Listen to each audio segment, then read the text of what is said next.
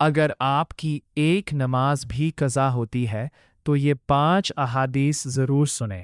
Number 1، نبی پاک صلی اللہ علیہ وسلم نے فرمایا، الصلاۃ عماد الدین، یعنی نماز دین کا ستون ہے۔